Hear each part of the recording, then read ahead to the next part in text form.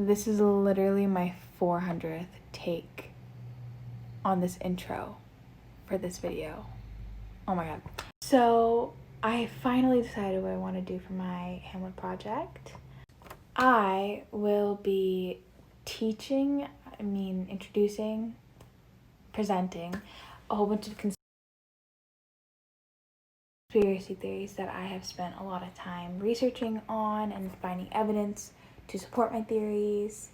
And I think they're really interesting. I think they kind of force someone to change their perspective on Hamlet a little bit, just so then, because all these things are possible. Because honestly, like, Shakespeare's writing was like so ambiguous and there was so much room for like imagination. So I will be going in order from the more realistic conspiracy theories, or the conspiracy theories with more evidence to back them up, to the ones with less, the ones that are a bit more of a stretch.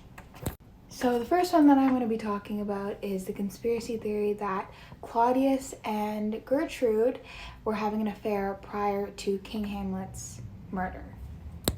This kind of changes Claudius's whole entire intent for the murder, like his whole, like, why he did it, his motive. It goes from just gaining power, wanting to be the king, to wanting to be the king and wanting Gertrude. So, like, he did it, it's as if he did it for Gertrude, which would give Hamlet more of a reason to be mad at Gertrude, because she's literally the reason why his dad's, right? It's not just power, it's because she was having an affair with Claudius prior. So she was, like, additional motive for Claudius to kill Hamlet. This conspiracy also implies that Gertrude knew about King Hamlet's murder the whole entire time. And potentially she could have played a role in it. And when Claudius actually confessed to the murder, when he was like praying and like asking for forgiveness from God, he, quote unquote, he said, Act 3, Scene 3, he said, "That cannot be, since I am still possessed of those effects for which I did the murder, my crown, my own ambition, and my queen." My queen! My queen! He had to throw that in there. That means she actually means something to him. She's not just, you know, pretty face to wear the crown. Like, he really did love her, and she was one of the reasons why, you know, my crown, my ambition, my queen. She must have been one of the reasons why he killed King Hamlet. The last piece of evidence is Gertrude's literal guilt. When someone suffers the loss of their spouse, you would expect that person to feel more grief than guilt. Maybe a little bit of guilt, like, oh, I should have been nicer, oh, I should have made him pasta more often, I don't know. Not necessarily like full-on guilt, like, I'm responsible for this. And she confesses to this guilt in Act 4, Scene 3, or Act 3, Scene 4. Act 3, Scene 4, where she says, quote unquote, "Thou turnest my very eyes into my soul, and there I see such black and grieved spots." These black and grieved spots that she sees within herself, theoretically, are conspiracially, are because of this guilt that Hamlet, or Sir Hamlet, King Hamlet's death is her fault, because Claudius wanted her, because they were having an affair all along. Sinners.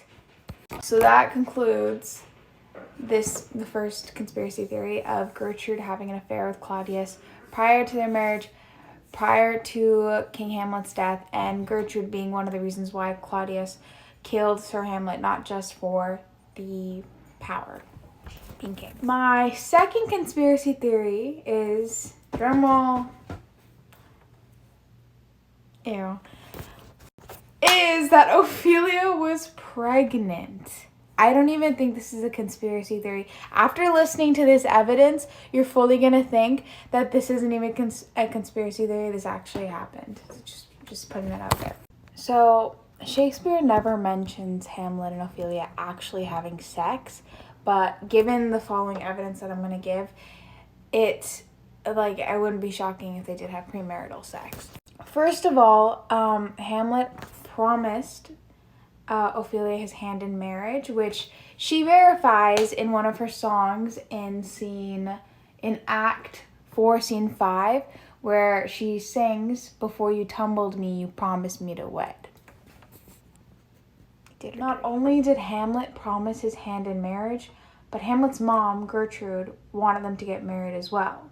So if the boy is already telling you, I'm going to get married to you, and the boy's mom wants you guys to get married, why not seal the deal before the deal's already sealed, you know? Evidence to the fact that Gertrude wanted them to get married is presented in Act 5, Scene 2, where she says, I hoped thou shouldst have been my Hamlet's wife.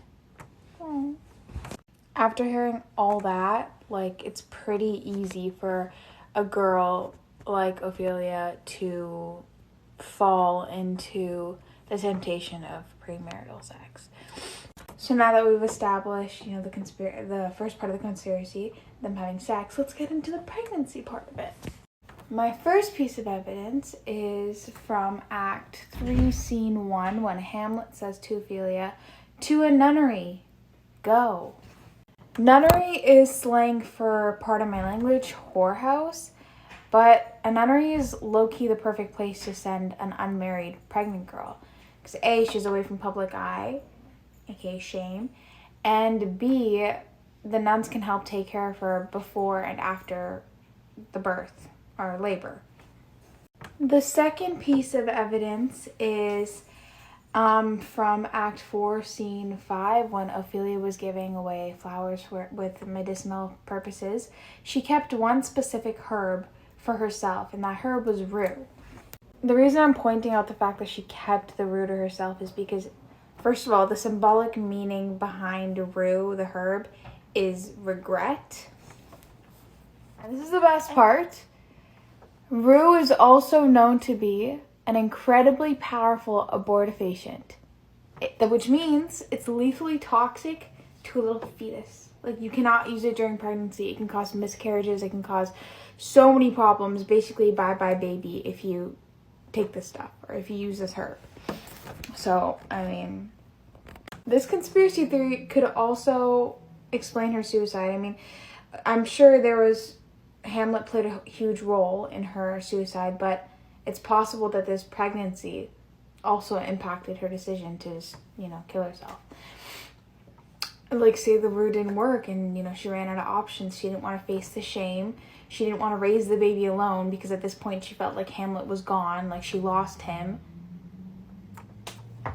It makes sense for her to want to kill herself because for this kind of reason. The last little thing I want to add in this conspiracy theory is maybe Hamlet knew about the pregnancy and didn't care. Evidence to this is from Act 2, Scene 2, when Hamlet mockingly warns Polonius, Ophelia's father, conception is a blessing, but not as your daughter may conceive. He's basically saying, I mean, pregnancy is a gift, but not in your daughter's case, because maybe he's implying that, oh, I'm going to leave. That baby is not going to have a dad.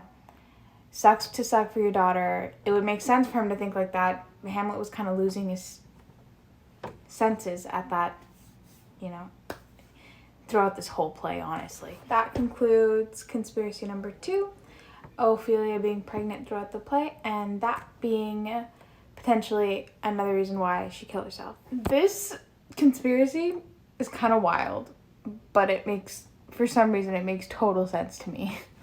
The conspiracy is that Hamlet was sexually attracted to his mother. I literally already thought Hamlet was I thought Shakespeare was messed up enough as it is, and then this just the cherry on top.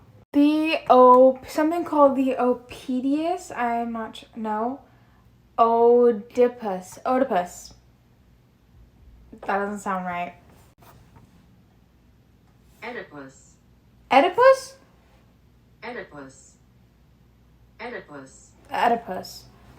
The Oedipus complex. The Oedipus complex stems from like Greek mythology or something.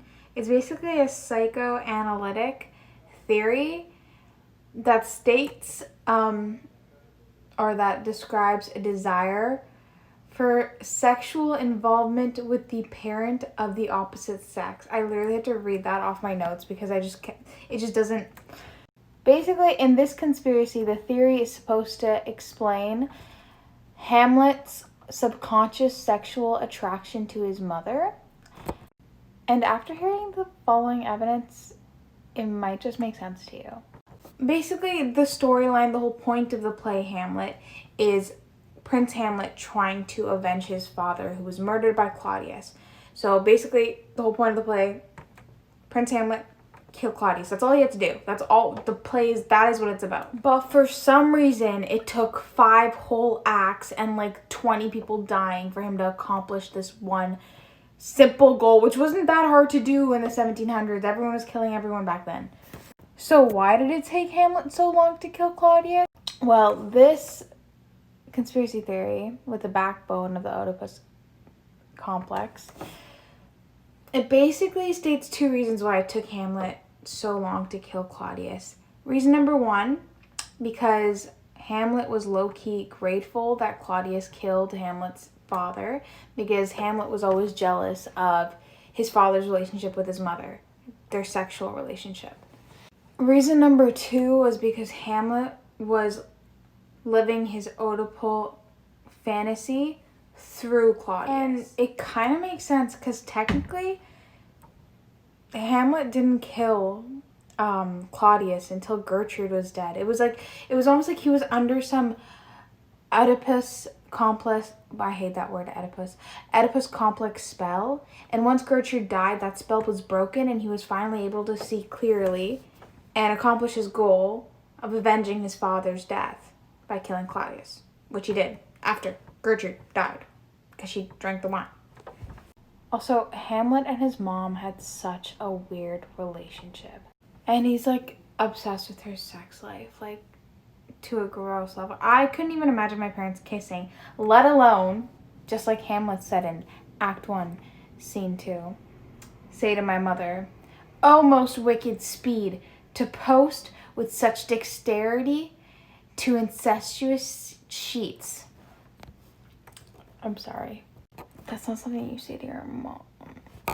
Like, he literally doesn't even consider her like his mother. He literally views her as like a sexual object. Like, literally just a product of the choices she's made. Her sexual choices. That's literally all he views her as. And he low-key acts, he's half the time more angry at his mom marrying Claudius than Claudius killing his father. Like, he's more upset about that. That concludes the Oedipus complex conspiracy theory of Hamlet being in love with his mom. It's weird, but it makes a little sense, right? Like, I mean, it explains why it took him forever to kill Claudius. It explains their strange mother-son relationship, which, it's weird. And it explains why he was so angry at like the fact that they were married. And at times it seemed like he was more angry about their marriage than the death of his father. So yeah, ponder. And he's like obsessed with her sex life, like to a gross level. I couldn't even imagine my parents kissing, let alone, just like Hamlet said in Act 1, Scene 2, say to my mother, "Oh, most wicked speed, to post with such dexterity to incestuous sheets." I'm sorry. That's not something you say to your mom. Like, he literally doesn't even consider her like his mother. He literally views her as like a sexual object. Like, literally just a product of the choices she's made. Her sexual choices. That's literally all he views her as. And he low-key acts, he's half the time more angry at his mom marrying Claudius than Claudius killing his father. Like, he's more upset about that. Now, for our little fun last conspiracy theory, it's that I think Horatio was in love with Hamlet, and potentially Hamlet was in love with Horatio. Here's why. Hamlet literally didn't trust anyone in the play. Like, he didn't have a single genuine relationships are built off of a strong foundation of trust and honesty. He had that with no one. So literally none of the relationships in the play that he had, except for his with Horatio, were genuine and honest, which means something. Hamlet praises Horatio. He has nothing bad to say about him. Horatio is depicted as this, like, you know, scholar, this amazing character, this trustworthy, you know, confidant of Hamlet's. Like, there's nothing wrong with the guy. Like, I would fall in love with the guy.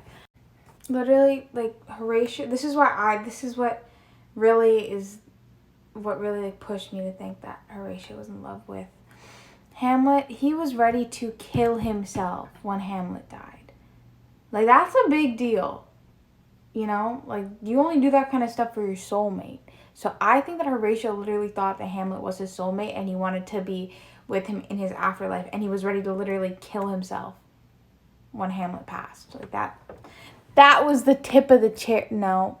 That was a cherry on top for me. I know this one's a bit of a stretch. This conspiracy theory is a bit of a stretch, especially because I don't have that much evidence supporting it. But, like, anything's possible in Hamlet. Remember that, you know? Anything. We don't know. We don't know what was going on in Shakespeare's mind. He left a lot of room for imagination in his literature, which I like a lot. But yeah.